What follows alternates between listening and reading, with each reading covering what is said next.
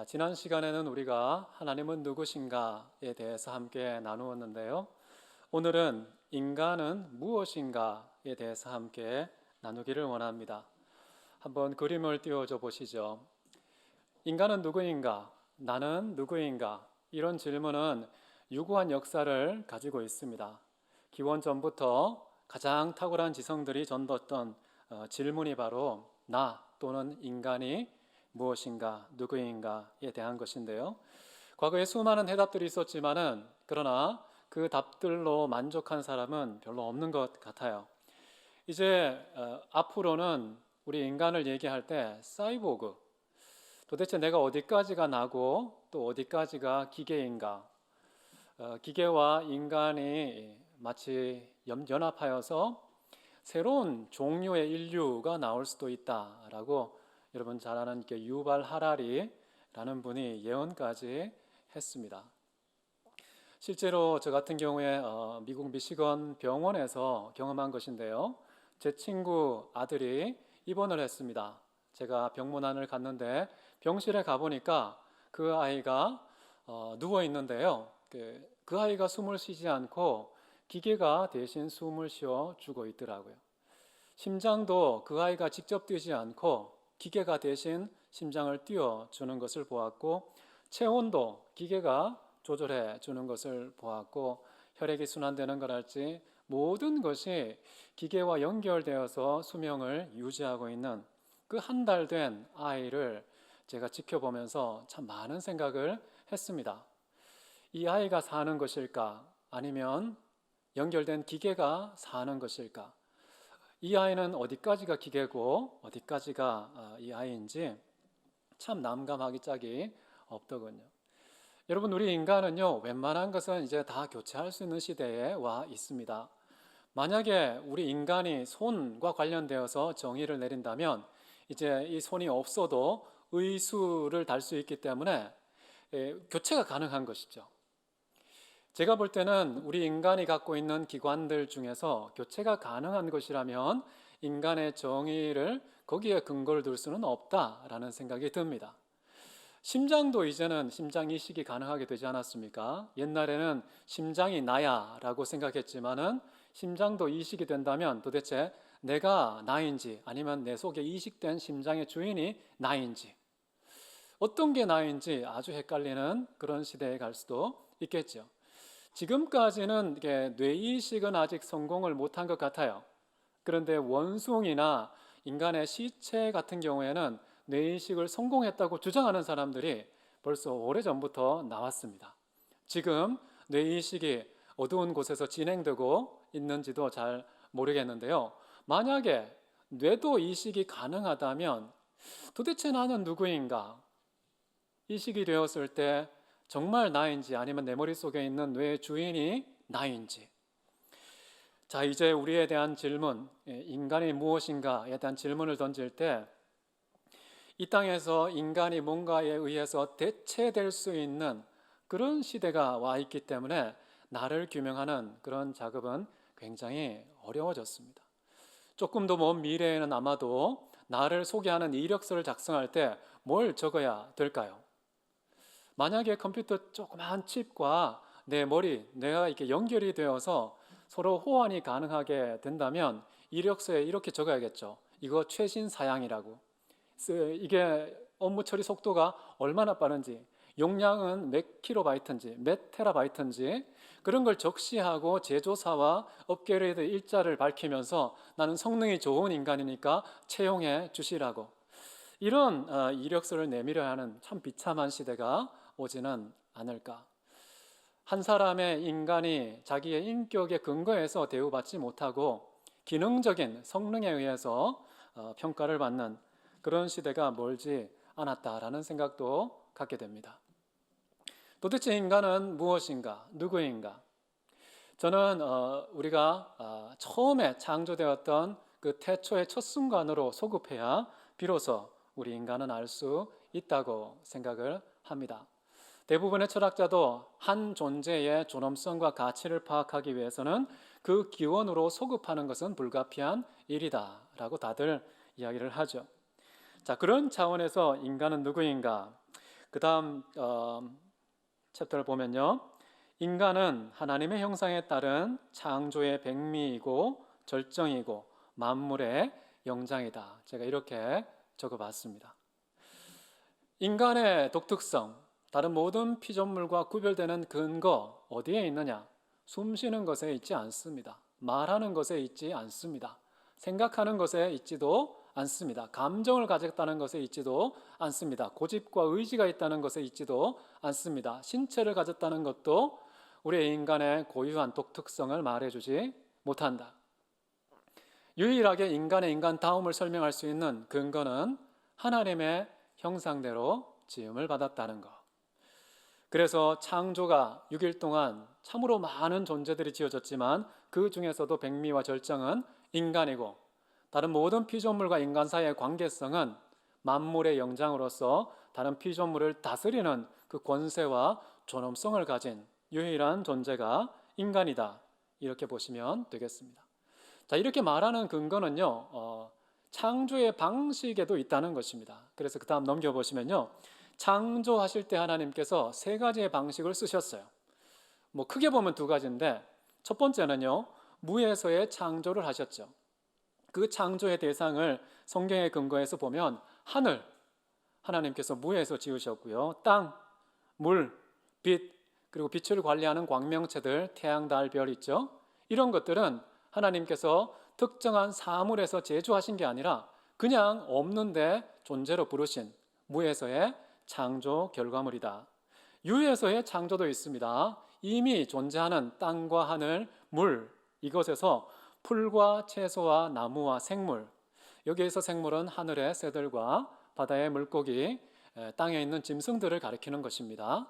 이런 모든 종류의 생물들은 유에서 나왔다는 것입니다. 자, 그런데 인간은 어떤 존재인가? 무와 유에서 창조한 이 두 종류의 창조를 결합한 최고의 백미로서 방법에 있어서도 독특한데요. 그 다음 한번 넘겨보시면 인간은 어떻게 창조가 되었는지가 잘 설명되어 있는데요. 첫 번째는 하나님의 생기, 두 번째는 흙, 이 두 가지를 통해서 인간이 존재하게 되었다는 것입니다. 흙에서는 우리 인간의 몸이 나왔지요.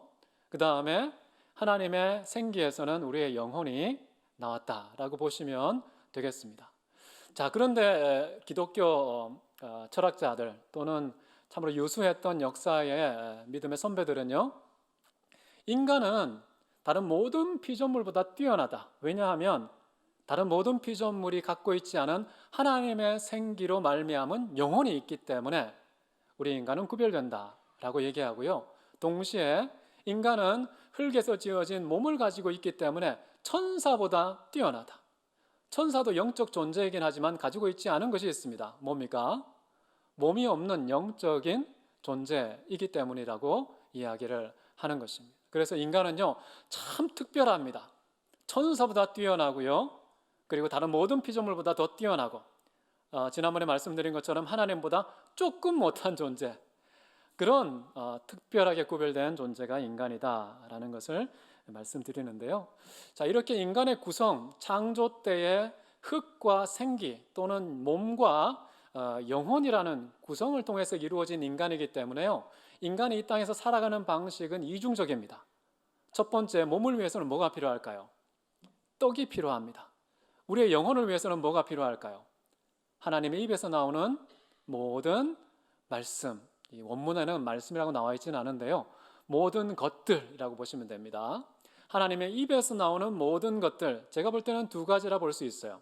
하나는 말씀이고요, 두 번째는 성경 전체를 볼 때 하나님의 입에서 뭐가 나왔습니까? 예수님께서 한번 보여주셨죠. 제자들을 향하여서 후 하고서 입에서 뭘 보내셨죠? 성령입니다.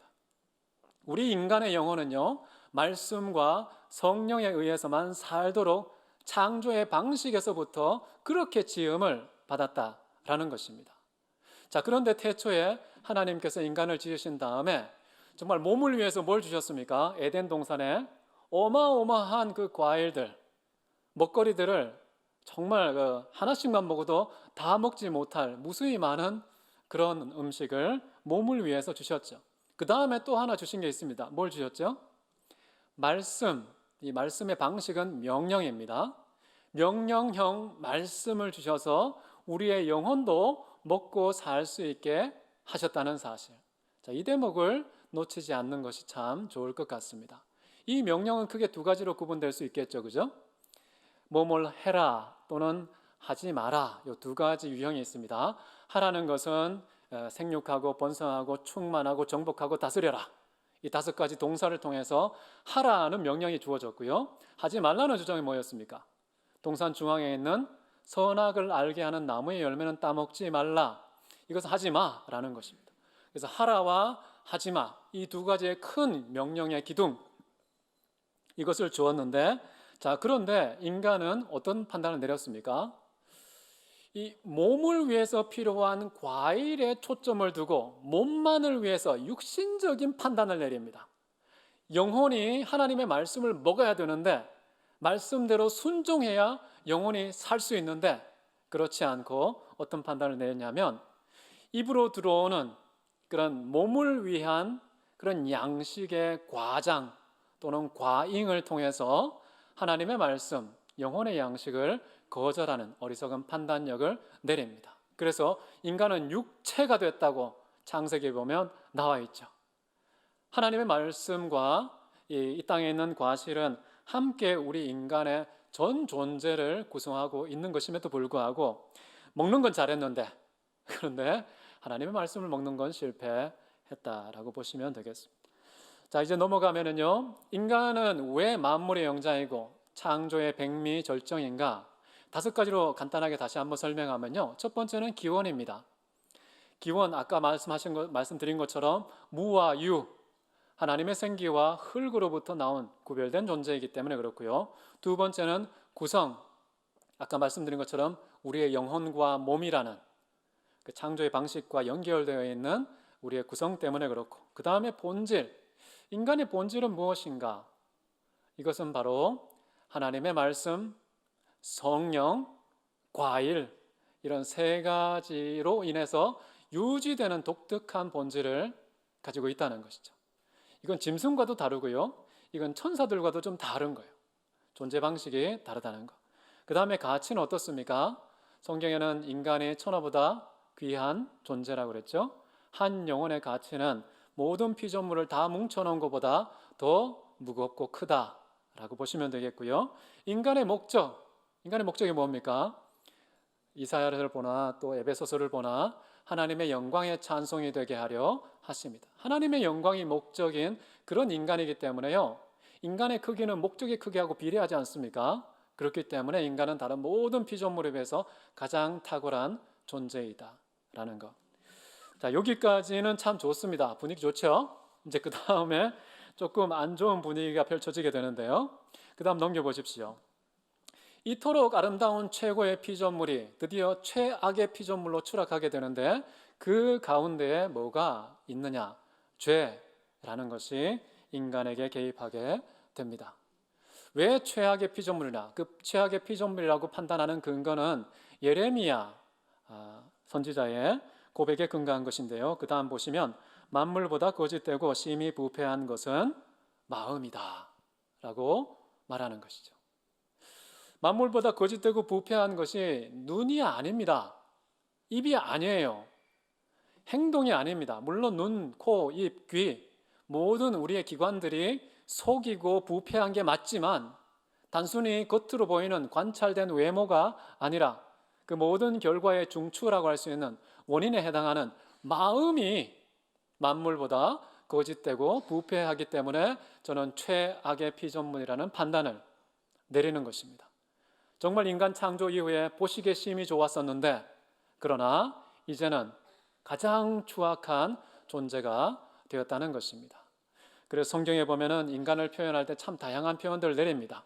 이 세상에서 정말 허무한 것, 정말 비천한 것, 그런 종류들을 다 언급하면서 인간을 설명하는데, 구더기도 나오고요, 지렁이도 나오고요, 마른 막대기도 나오고요, 그 다음에 뭐 나오죠? 안개도 나오고요. 또 좀 이렇게 화끈한 거 없습니까? 이 세상에 피조물 중에 정말 정말 비천한 거, 저는 고민이 많았어요. 하나님께서 그렇게 고상하신 분이, 그 완전하신 분이 왜 저렇게 더러워 보이고 지저분해 보이고 추한 존재를 만드셨을까? 보니까 다 우리를 볼 수 있게 하는 거울을 곳곳에 두셨구나 라는 생각을 하게 되었습니다.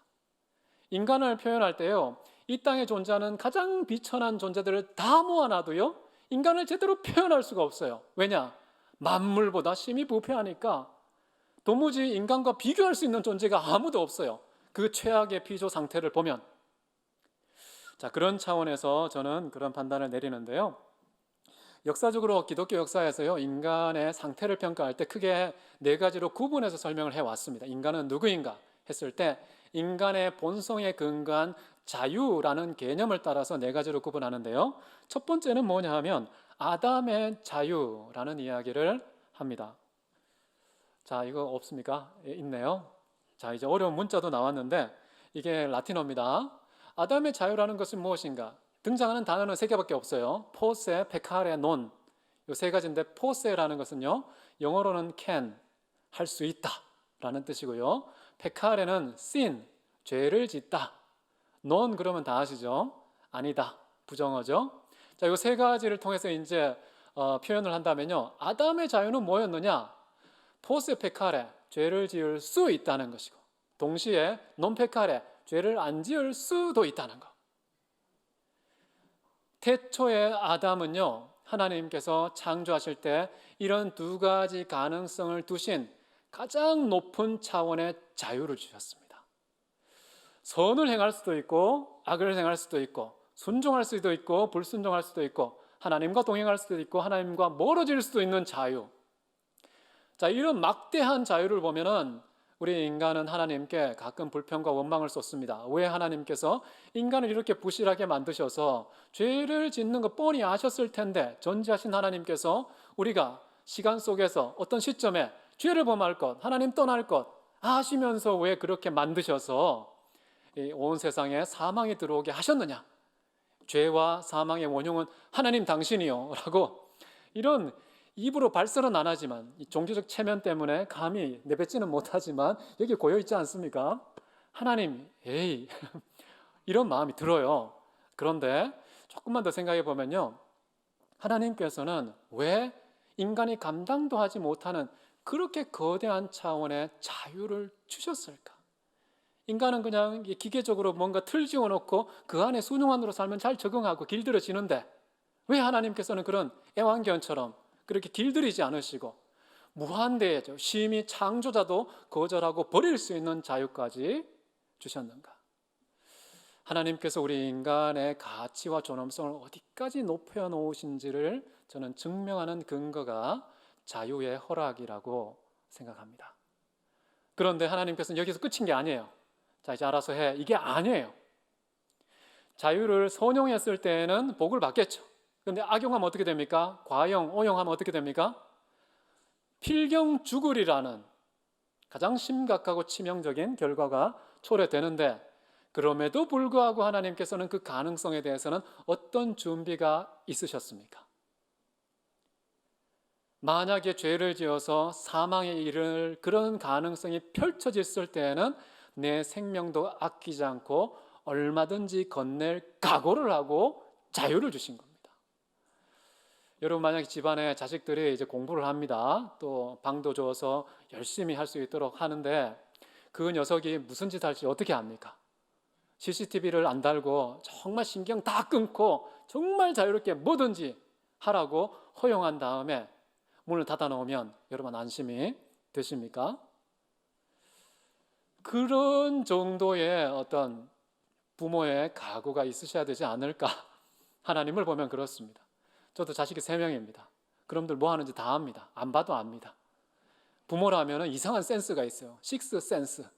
6번째 감각을 주셔서 안 봤는데도 표정 보고 눈빛 보고 그냥 다 읽어지는 그런 전능한 관점이 있습니다. 그런데 저는 그런 생각을 좀 해요. 이 녀석이 공부 안 하는 거 알거든요. 그런데 만약에 이 녀석이 공부를 하지 않아서 사회적인 준비가 안 되어서 스스로 자기 발로 서지도 못하고 밥벌이 자기 손으로 하지 못하는 그런 상황 되면 내가 무덤까지 이 녀석 데리고 가야겠다. 끝까지 책임져야겠다. 그런 각오를 하고 자유를 주는 겁니다.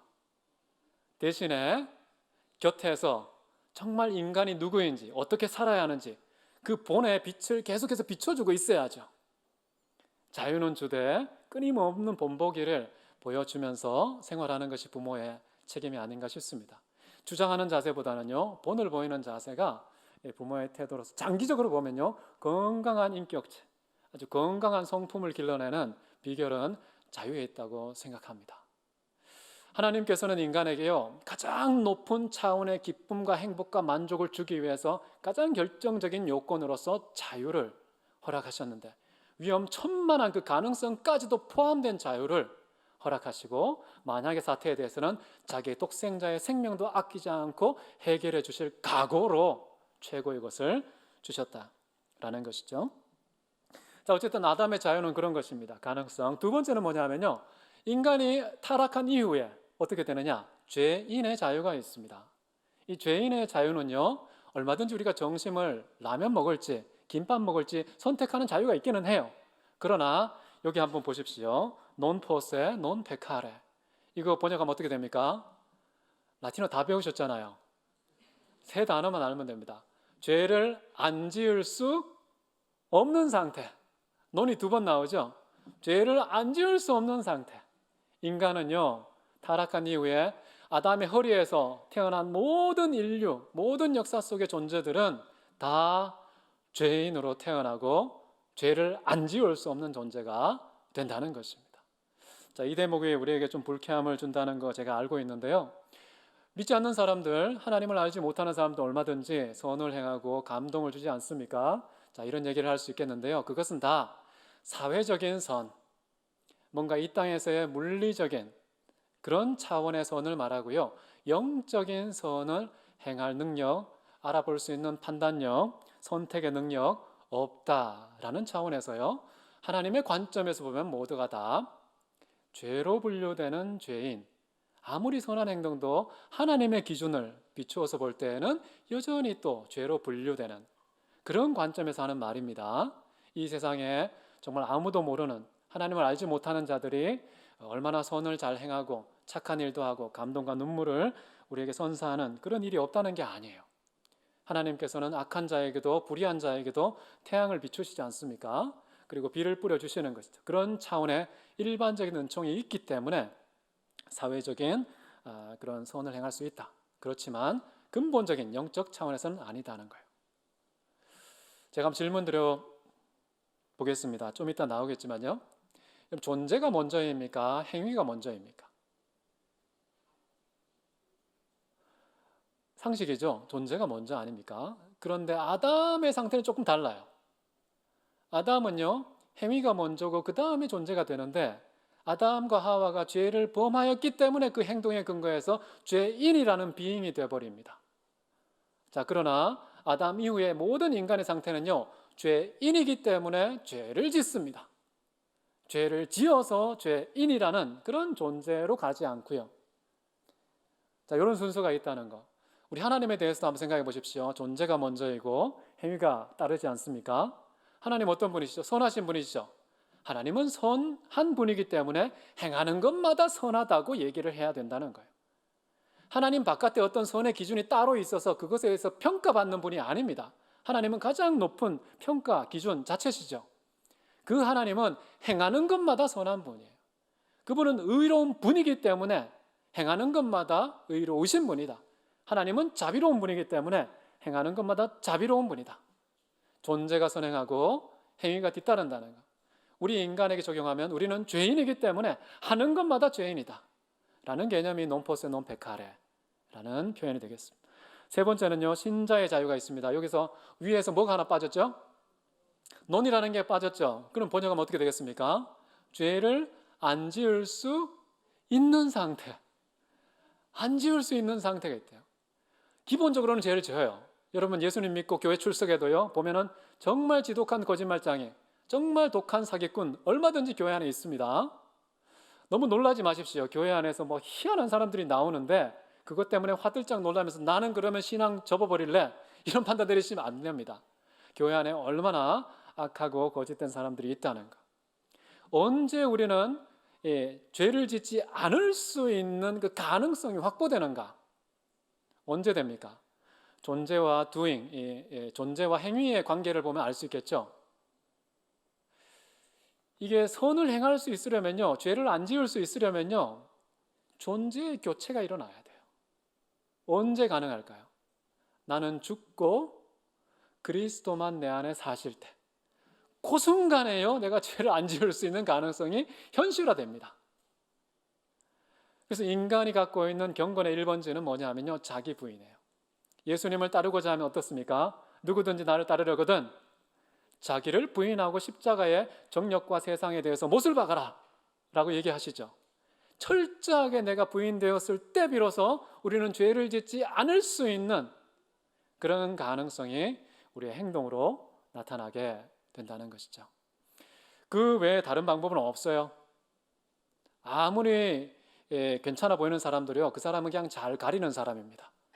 잘 숨기는 데 능한 사람이지, 하나님께서는 중심, 심장과 폐부 완전히 해부해서 보시는 분 앞에서는요, 벌거벗은 것처럼 드러날 때 모든 사람이 50보 100보 그 티도 안 날 정도로 그냥 다 죄인으로 발견될 수밖에 없는데요. 자, 그런데 예수 그리스도를 믿은 자는 드디어 내 안에 영원토록 함께 계신 예수 그리스도로 말미암아 선을 행하는 것이 가능하게 되었다라는 것이고요. 마지막 네 번째는요, 영광의 자유인데 이 논과 포스가 위치가 바뀌었어요. 어떻게 번역하면 좋을까요? 죄를 지을 수 없는 상태. 이 영광의 상태는 언제냐? 무덤 너머의 세계를 말합니다. 죽기 전까지는 저 상태에 도달할 수 없어요. 아무도. 오직 하나님께 간 자만이, 낙원에서 하나님과 얼굴을 대면하는 그 자리에서만 우리는요, 더 이상 죄를 짓지 않고 죄로부터 완전한 자유에 들어가게 된다는 것이죠. 이 세상에 살아갈 때 우리 성도들은요, 그냥 법정적인 죄에서의 자유가 있어요. 그런데 실질적인 자유는 우리가 죽은 다음에 하나님께 갔을 때만 있다. 자, 이런 걸 좀 보시고요. 하여튼 인간은요, 그냥 죄인이에요. 하는 것마다 죄를 짓는다. 그래서 사도 바울은 이렇게 표현했는데요. 에베소서 2장 3절에 보면 이런 말씀이 나옵니다. 인간은 누구냐? 본질상 진노의 자녀다. 하나님의 진노가 합당한 대상이 인간이다. 그런데 어떤 차원이냐? 입술이 범죄했기 때문이냐? 생각이 나빴기 때문이냐? 아니면 행동이 아주 못됐기 때문이냐? 그런 게 아니라는 거예요. 본질상. 여기서 피시스라는 말은 여러분 영어로 피직스, 물리학 있죠? 물리학은 무슨 학문입니까? 사물의 본질을 발견하는 학문 아닙니까? 그래서 이 피시스라는 말은 본질을 말해요. 본질. 인간의 가장 깊은 차원의 존재, 여기에서 죄가 있고 여기에 있는 죄 때문에 본질상 진노의 자녀가 되었다라는 것이 사도 바울의 설명인 것이죠. 자, 시편에 보면은 다윗은 이런 표현까지 했습니다. 51편 5절에 보면요, 내가 죄악 중에서 출생을 하였으며 어머니가 죄 중에서 나를 잉태했나이다. 나의 존재를 가능하게 만든 존재의 출구로서 어머님이 나를 출생할 때 어떤 상태였느냐? 죄 가운데 있었다는 겁니다. 그러면 엄마의 문제냐? 그렇진 않다는 거예요.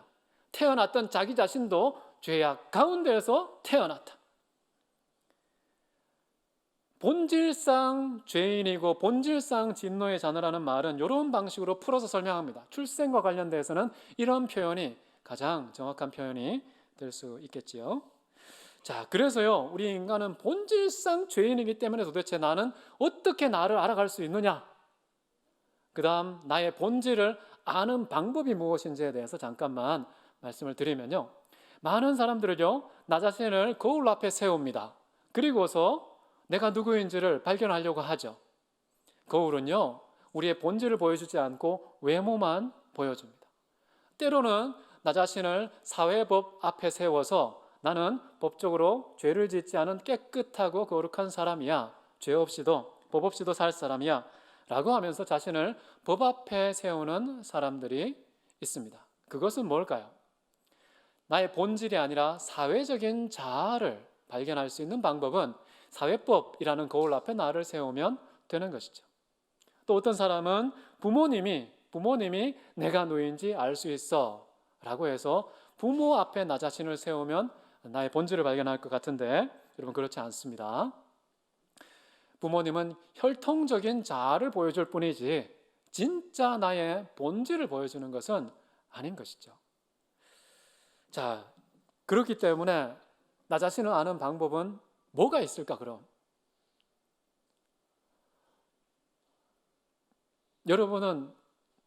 여러분입니까? 아니면은 혹시 길들여진 자아를 갖고 계시진 않습니까? 주변에서 많은 칭찬과 여러 가지 어떤 비판 이런 것을 통해서 만들어진 타율적인 자아를 갖고 계시진 않습니까? 누군가가 편집해준 그런 자아를 마치 나인 것처럼 착각하며 지금까지 살아온 것은 아닙니까? 여러분 진짜 여러분입니까? 여러분이 되어 보신 적은 있습니까? 여러분으로서 여러분 자신의 삶을 산 적이 있습니까? 헤르만 헤세의 데미안에 보면 그런 말이 나오죠. 나는 한 번도 내가 되어 본 적도 나 자신을 알아본 적도 없다. 그래서 끊임없이 잃어버린 자아를 찾아가는 여정을 떠났던 사람이 헤르만 헤세라고 볼 수가 있겠죠. 자, 그런데 진정한 자아를 발견한 유일한 비결은요, 나의 존재를 가능하게 만드신 창조자 앞에 나를 세우는 것입니다. 그때 비로소 인간이 누구인지 제대로 알 수가 있게 되는 것이죠. 한번 넘겨보십시오. 네, 이것도 한번 넘겨주십시오. 창세기 6장 5절 말씀인데요. 같이 한번 보실까요? 시작. 사람의 죄악이 세상에 가득함과 그의 마음으로 생각하는 모든 계획이 항상 악할 뿐임을 보시고. 자, 하나님이 지금 보고 계신 인간은 누구입니까? 보면은요, 그들의 죄악이요, 모든 계획에 담겨 있다는 겁니다. 그리고 항상 악하다는 겁니다. 이 두 수식어가 제일 무서운 겁니다. 모든, 항상. 율법을 얘기할 때에도 이런 표현을 쓰지 않습니까? 누구든지 율법 아래에 있으면 모든 율법을 항상 지켜야 복 아래 있고 저주 아래 있지 않다고 나와 있죠. 근데 그 중에서 단 하나라도, 단 한 순간이라도 어기는 순간 어떻게 됩니까? 저주 아래 있는 자라. 이게 갈라디아서 3장 10절 말씀 아닙니까? 무섭습니다. 하나님의 수학은 특이합니다. 나머지 좀 잘한 걸 봐주시면 좋겠는데 단 하나라도, 단 한순간이라도 어기는 순간 우리는 죄인으로 분류된다는 것이죠. 자, 그래서 하나님이 보시기에 인간을 보니까 모든 계획이 악하고 항상 악하구나. 그렇기 때문에 우리가 하나님 앞에서의 자아를 발견하면 정말 비참한 자아라는 사실, 이것을 깨닫지 못하면요, 그리스도를 찾지 않습니다. 이것을 정말 절감하지 않으면요, 예수의 필요성을 알지 못합니다. 우리 머릿속으로 한번 살펴보십시오. 설득이 안 되잖아요. 그냥 종교적인 이유 때문에, 친인척들이 여기 와 있기 때문에, 막 사람들이 다 좋고 아름다운 공동체니까 그냥 온 경우가 많지 않습니까? 정말 여러분이 치명적인 절망의 존재라는 사실을 체험하고, 정말 키에르케고르가 말했죠. 절망에 이르는 질병, 아니죠? 죽음에 이르는 질병, 뭡니까? 절망이라고 그랬죠. 근데 그 책이 말하고자 하는 바는요, 절망을 노래하는 게 아닙니다. 그 질병에서 유일하게 치료할 수 있는 백신이 뭐냐? 성령이라는 겁니다. 성령. 그런데 신기하게도 인간은 더 이상 인간이 어떤 손도 쓸 수 없는 진짜 절망을 체험했을 그때에 비로소 성령을 찾게 되고 성령에 의해서 진정한 회복과 해방을 누리게 된다. 로마서도 보면요, 7장에 어떤 말이 나옵니까? 오라 나는 공고한 자로다. 마음으로는 내가 하나님 보복을 원하지만은 육신이 늘 죄의 법 아래에 있고 늘 다른 법이 내 안에서 죄의 법 아래로 나를 끌고 가는 이 비참한 사망의 몸, 누가 이 사망의 몸에서 나를 건져낼 수 있는가? 사도 바울조차요, 두 손 들고 백기투항했습니다. 이거 도대체 안 되는구나. 그때의 마지막 구절에서 뭐라고 얘기합니까? 그리스도 예수로 말미암아 내가 하나님께 감사하리로다 라고 하면서 생명의, 성령의 법이 죄와 사망의 법에서 우리를 해방하게 하셨다라고 나옵니다. 인간은요, 절망이라는 강을 지날 때 비로소 정말 요단강이 아니고 가나안에 들어가는 것이죠. 정말 진정한 절망을 안 사람은 인생을 좀 아는 사람이고요, 그 인생의 해답이 예수에게밖에 없다는 사실도 깨닫는 사람이 되는 것입니다. 정말 인간은 누구인가? 여러분은 어느 정도 수위의 절망을 체험하셨습니까? 정말 편하게 행복하게 아무 일 없이 별탈 없이 사는 것이 우리 인간의 로망 아닙니까? 건물주, 건물 하나 있으면 그냥 평생 행복하게 두 다리 쭉 뻗고 살 수 있는데 그게 인생이 아닙니다. 인간의 실체를 체험하지 않은 채 스스로 속으면서 평생 살고 나는 괜찮아 라고 이렇게 자기 최면 속에 평생 살다가 무덤에 들어간 사람, 얼마나 불쌍합니까? 여러분, 경쟁 좀 하십시오. 내가 더 센 절망을 경험했어. 이런 절망 컨테스트, 우리 또 온누리교회에서 더 절망적인 인생을 더 온누리교회에서 한번 시도하면 좋겠다라는 생각이 듭니다. 저도 이거 이분 키에르 케고르 책을 읽고요, 진짜 많은 은혜 받았어요. 부모님이 일찍 돌아가셨다고 그랬잖아요. 가난했죠. 얼굴도 볼품이 없죠. 얼굴 새까맣죠. 색깔이 좋아, 얼굴에 용모가 좋아, 배경이 좋아, 뭐 미래가 없는 존재인데 정말 캄캄한 절망 가운데서요, 예수 그리스도께서 고3 때 그냥 제 마음에 그냥 뚫고 들어오신 거죠. 그때부터 인생이 변해서 지금 이 자리에 서 있는 겁니다. 정말 절망은요, 이 세상에 가장 더 이상 비교할 수 없는 마지막 단계의 절망이 뭘까?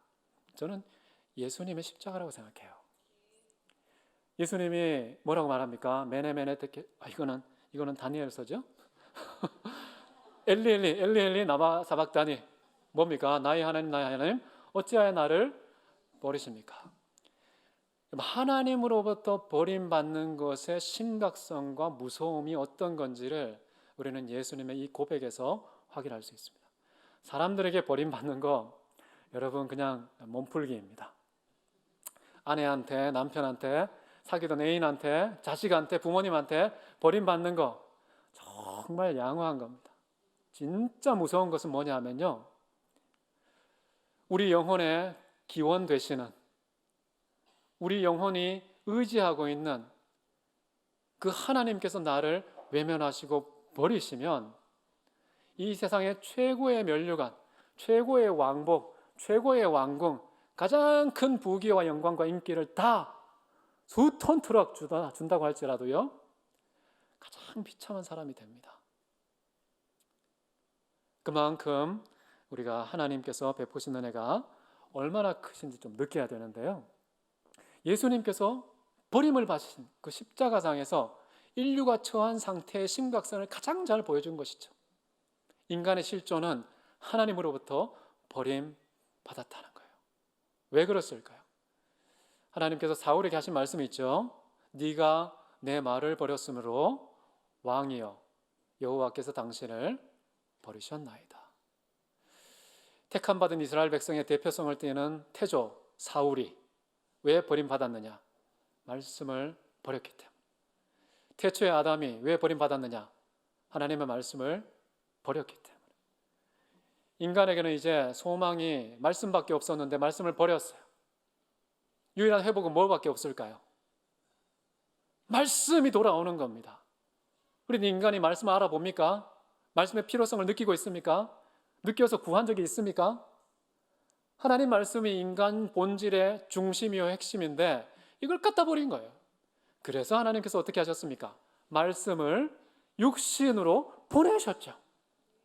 그래서 가장 인간의 궁극적인 말씀의 버림이라는 문제를 하나님이 친히 우리의 동의도 없이 우리가 필요성을 느끼지도 못하는 그 순간에 아직 죄인 되었을 때, 원수였을 때, 지극히 무지하고 연약할 그때에 독생자 예수를 보내심으로 우리의 사랑을 확정하셨다라고 하셨죠. 그만큼 말씀이 중요한 것인데요, 하나님 앞에 나를 한번 세워보십시오. 얼마나 절망적인 존재인지. 그런데 그 하나님께서 나를 자녀로 삼았다는 것이 얼마나 큰 영광인지. 그 다음 한번 넘겨주십시오. 자, doing, being 아까 했습니다. 그 다음에 어거스틴이 이런 말을 했습니다. 선은 어떠한 것이든 그에게서 나온 것이며 악은 어떠한 것이든 나에게서 나온 것입니다. 죄 이외에는 우리의 것이 하나도 없습니다. 자, 그렇기 때문에 혹시 여러분 선한 일 행했을 때 누구를 구제하고 정말 누구 밥 사주고 등록금 대주고 혹시 이런 착한 일 하셨으면요, 생색내시면 안 됩니다. 이런 선의 마음이 내 머리에 착상이 된 것은 기적입니다. 여러분 성경에 보면 이런 말이 나오죠. 내 마음의 소원을 소멸하지 말라고 그랬죠. 왜 그럴까요? 내 거가 아니거든요. 조금 지나면 내가 정신을 차리거든요.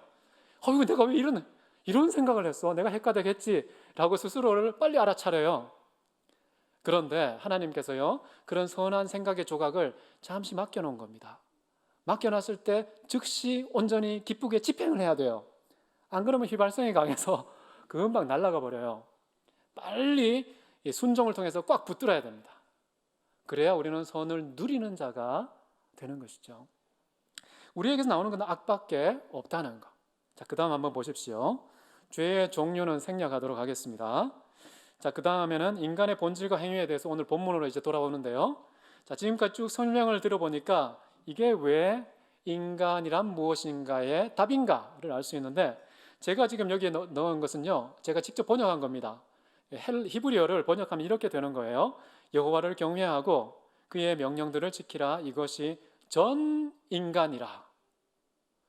한국말에는 어떻게 나와 있습니까? 영어 성경도 마찬가지인데 인간의 본분이라고 나와 있어요. 본분이라는 말 자체가 없습니다. 그냥 인간이라고 나와 있어요. 저는 인간을 정의하는 걸 많이 봤는데 이 성경의 인간 정의에 대해서만큼 탁월한 것을 발견하지 못했습니다. 대부분의 사람들은 생물학적인 인간이 누구인지, 화학적인 인간이 누구인지, 철학적인 인간이, 심리학적인 인간이 누구인지, 뭐 의식의 세계, 무의식의 세계, 뭐 화학 반응 이런 얘기를 하지 않습니까? 그런데 전혀 다른 차원의 개념을 인간의 본질에 부여한 유일한 성경이 바로 여기에 있어요. 인간은 누구냐? 여호와를 경외하는 게 인간이다. 하나님의 말씀들을 지켜 순종하는 것이 인간이다. 인간의 활동을 얘기한 게 아닙니다. 인간의 성향을 얘기하는 거 아닙니다. 인간 자체를 말하는데 전 인간이라고 표현을 한 거예요. 그래서 하나님을 경외하지 않는 사람은 인간의 길을 포기한 사람이다. 인간의 길을 중단하는 사람이다. 하나님 말씀을 지키지 않으면 어떻게 됩니까? 인간의 길을 중단하는 겁니다. 그래서 하나님의 견책을 받지 않는 사람 누구라고 그랬습니까? 짐승과 같다고 성경에 나와 있지 않습니까? 하나님의 말씀이 인간을 인간답게 만드는 거예요. 여러분 창세기 1장에 보면 하나님께서 창조하신 다음에 첫 번째 주신 명령이 있었죠. 아까 말씀드렸습니다. 뭐였습니까? 생육하고 지배하라 이거 있잖아요. 이 명령 맨 앞에 어떤 고백이 나오냐면 하나님께서 그들에게 복을 주시며 가라사대 이렇게 나와요. 복을 주시며. 하나님께서 주신 명령의 성격이 어떻다는 뜻입니까? 저주라는 뜻입니까? 숙제라는 뜻입니까? 괴롭히고 작정한 것입니까? 아니죠. 하나님의 모든 명령은요, 복입니다. 그 명령을 지켜 행할 때에 우리가 인간다움을 구현하고 인간다움을 누리는 자가 되는 것입니다. 천사보다 귀하고 다른 모든 피조물보다 귀한 인간의 최고 가치와 존엄성을 비로소 구현하고 누릴 수 있는 최고의 비결은 하나님의 입에서 나오는 말씀으로 그 말씀을 지키고 지키는 방식으로 먹으면서 비로소 인간이 되는 것이죠. 하나님의 말씀은 그렇게 중요한 것입니다. 우리 인간의 정의하고 결부되어 있습니다. 자, 그렇기 때문에 여러분 로마서 3장에 보면은 사도 바울이 율법의 기능에 대해서 이런 표현을 하지 않습니까? 율법은 범법함을 인하여 더하여진 것이다. 그리고 율법으로는 죄를 깨달음이니라. 율법을 통해서요 우리는요 죄를 비로소 깨닫습니다. 그리고 죄를 제대로 깨달으면 죄인인 우리의 존재도 비로소 깨닫게 되는 것이죠. 내가 누구인지를 비로소 알 수 있는 최고의 거울은 율법이라는 겁니다. 하나님의 계명, 명령이라는 사실이죠. 그 계명 앞에 나를 세워보면 비로소 나의 본질이 보이는 것이죠. 나의 상태가 비로소 진단되는 것이고 비로소 해법도 처방이 가능한 상태가 된다는 것이죠. 자, 그렇기 때문에 이 부분이 상당히 중요한데요. 자, 그런데 이제 중요한 것은 회복이 돼야 되지 않습니까? 우리가 이거 지금 안 되고 있잖아요.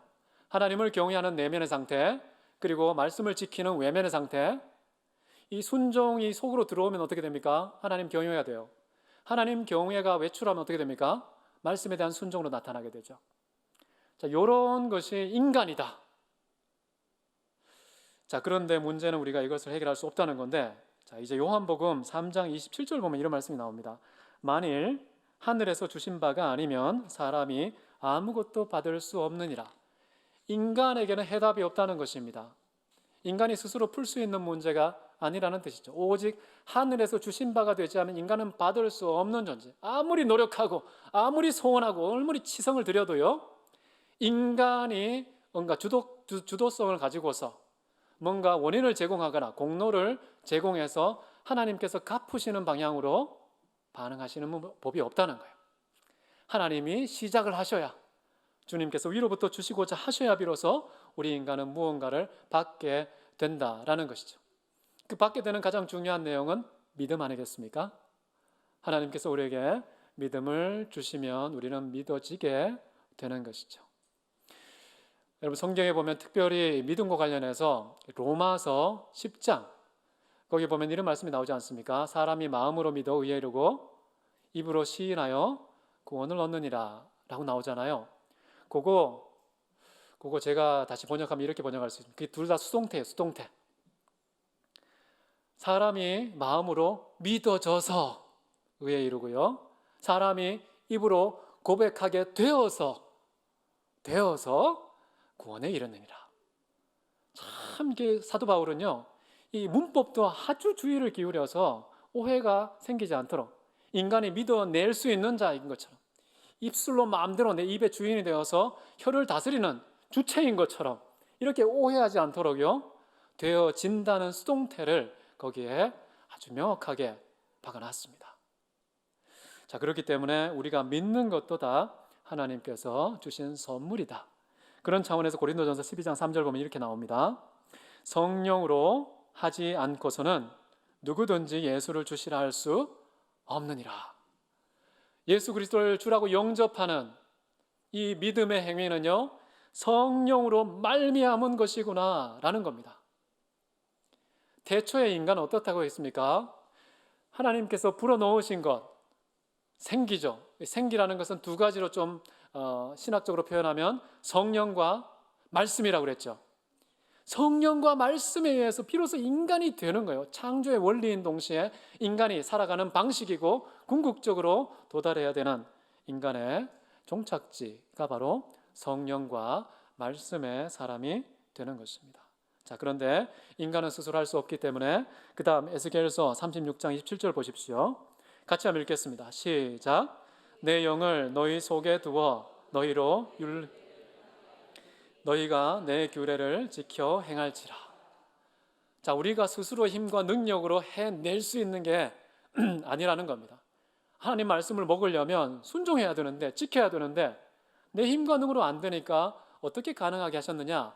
성령께서 내 안에 들어오심으로 말미암아 말씀을 지키는 순종이 가능하게 되었다라는 것이죠. 그래서 성령이 굉장히 중요합니다. 그래서 우리는 성령으로 충만하셔야 됩니다. 성령을 따라 살고, 성령을 따라 행하고, 성령의 말하게 하심을 따라 말하고, 모든 것이 성령 기반, 성령 의존적인 삶을 살아야 된다는 겁니다. 이게 바로 이제 믿음의 삶이라고 볼 수 있겠고요. 그 다음 한번 보십시오. 자, 우리가 선을 행하는데 고린도전서 12장 6절에 보면은 하나님에 대해서 바울이 이런 표현을 했어요. 모든 것을 모든 사람 가운데서 이루시는 하나님. 내가 할 수 있다는 게 아니고 내가 해냈다는 것도 아니시죠. 오직 하나님께서 모든 것을 이루시는 주체라는 사실을 믿고 하나님이 내 안에 거하셔야 됩니다. 자, 이제 마지막 성경 보면 빌립보서 2장 13절인데요. 이건 제가 그냥 별도로 번역을 했습니다. 같이 한번 읽어볼게요. 시작. 하나님은 자신의 기쁘신 뜻을 위하여 여러분 안에서 의지하는 것과 활동하는 것 모두를 이루시는 분입니다. 우리 한국만 성경에는 어떻게 나와 있습니까? 당신의 기쁘신 뜻을 위하여서 마음의 소원을 두고 행하신다, 이런 말이 나오죠. 마음의 소원을 두고 행하신다 그러니까 마치 마음의 소원만 관리하시는 분이라고 생각하기 쉽지만, 우리 마음속에 선한 생각, 선한 마음이 들 때 하나님이 역사하신 거고요, 동시에 그것을 실천해서 행동으로 밀어낼 때에도 하나님께서 이루셔야 된다는 겁니다. 그래서 내면적인 선이나 외면적인 선 두 가지 다 하나님께로 말미암은 결과다라고 사도 바울은 선언하고 있습니다. 이것을 자기는 확실하게 믿었기 때문에요, 사도 바울은 이런 고백을 하죠. 자기 자신에 대해서 나 된 것은 내가 다른 어떤 사도보다 더 많은 일을 했고 더 많이 죽을 뻔하고 더 많이 수고하고 땀 흘렸는데 이토록 성화된 나의 나됨은 내가 아니라 내 안에 계신 하나님의 은혜로다라고 말합니다. 정말 자기의 됨됨이뿐만 아니라 누구보다 더 많은 수고했던 행동까지도 은혜의 결과라고 사도 바울은 고백하고 있다는 것이죠. 자, 이것이 바로 우리 인간이 누구인지를 가장 잘 아는 내용이 된다고 생각합니다. 정리하면 이렇습니다. 하나님께서는 우리 인간을 최고의 피조물로 만드셔서 천사보다 귀하게, 다른 모든 만물보다 귀하게 하셨는데, 그러나 우리 인간의 존재 방식은 하나님의 입에서 나오는 말씀으로 먹어야 되고 떡도 먹어야 되지만 입에서 나오는 성령과 말씀으로 살아야 되는데, 그것을 거절하고 그냥 입으로 들어가는 것으로 승부를 건 그런 죄 때문에 최악의 피조물이 되었다. 그래서 인간은 절대적인 절망 가운데 놓이게 되었지만요, 이 인간에게 유일한 해결책으로 주어진 것이 바로 예수 그리스도, 말씀이 우리 가운데 들어오시는 겁니다. 지금 주님은요, 성령의 방식으로 우리 안에 세상 끝날까지 항상 함께 계십니다. 말씀을 이제 보낼 수가 없어요. 말씀이 우리 안에 쑥 들어와 계시고요, 그리고 하나님의 영, 성령께서 또 우리 안에 들어와 계십니다. 태초에 필요했던 그 성령과 말씀이 이제는 우리 안에 영원토록 내주해 계신다는 겁니다. 이제 밥만 잘 먹으면 되겠습니다.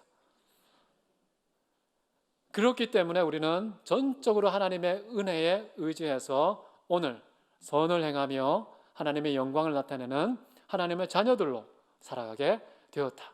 이게 바로 우리가 알아야 하는 인간의 본질이다 라고 저는 생각합니다. 잠깐 제가 기도하고 마치도록 하겠습니다.